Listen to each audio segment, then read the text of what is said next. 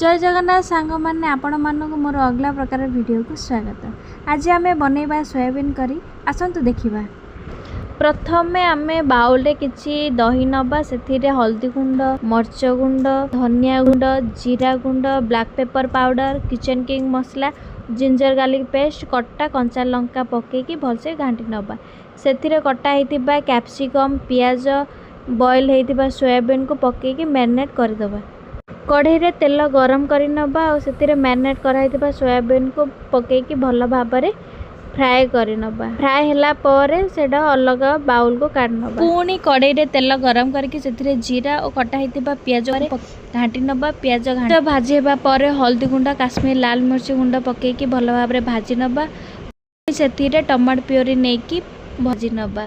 से गुडाक भाजी होला परे पानी देकी भाବରେ फुटेई पानी फुटी सारला परे फ्राए कराइथिबा सोयाबीन को पके घांटी नबा। से किछि गरम मसला पकेकी 5 मिनट ढांकना देकी मीडियम फ्लेम रे छाड़ी नबा। हमर रेडी हे गला गरम गरम सोयाबीन करी। और एमितिका वीडियो देखिबा को हेले मेलोडी वीडली को लाइक शेयर सब्सक्राइब करबा पे जमा भी भूलिबेन। रहूची नमस्कार।